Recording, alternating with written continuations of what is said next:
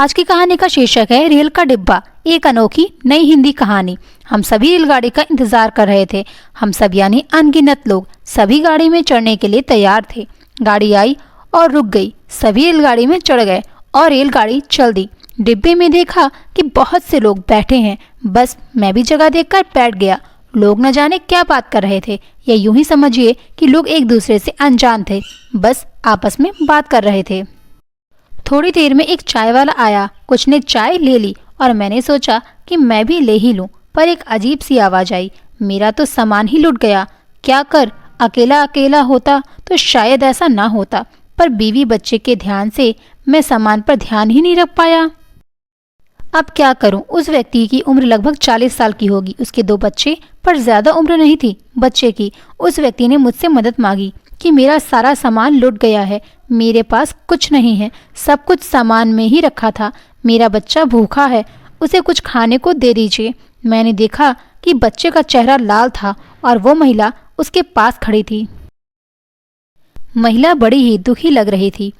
अब मैं सोच रहा था कि क्या करूं, इसकी कहानी पर विश्वास करूं या ना करूं, बिकॉज आजकल बहुत से ठग ऐसे काम चलाते हैं। मैंने कहा कि कहीं तुम ठग तो नहीं हो। इस बात को सुनकर वो चुप हो गया और वहीं नीचे बैठ गया, और साथ ही उसकी पत्नी भी वहीं बैठ गई। उसकी पत्नी की आंखों में आंसू थे और मेरे मन में विचार चल रहे थे कि हेल्प करूं या ना करूं। उनकी बातों पर ध्यान दिया तो लगा कि ये बड़ी दूर से आ रहे थे। उनकी भाषा चेन्नई की लग रही थी, पर मन की आवाज़ आई, शायद ये झूठे तो नहीं हैं।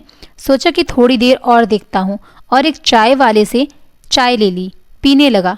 उसकी बातों में मैं तो भूल ही गया था कि मुझे चाय पीनी थी। चाय पीते पीते सोच ही रहा था कि क्या करूँ कि आवाज़ आ गई, दूध वाला दूध ले लो।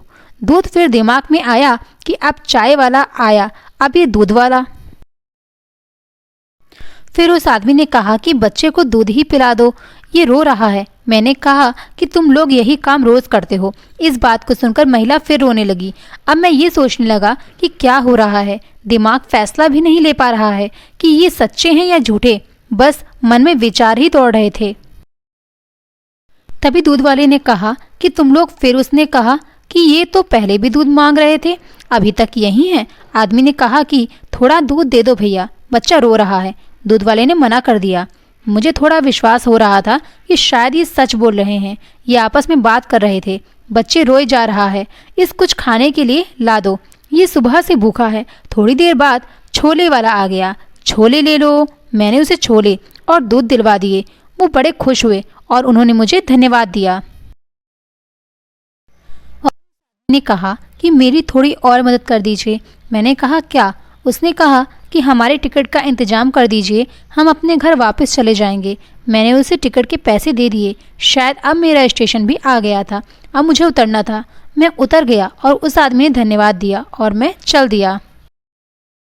इस रेलगाड़ी में न जाने कितने लोग मिलते हैं, अच्छे भी और बुरे भी, सभी, और ध्यान रखना चाहिए, शायद कुछ सफ़र यादगार बन जाते हैं।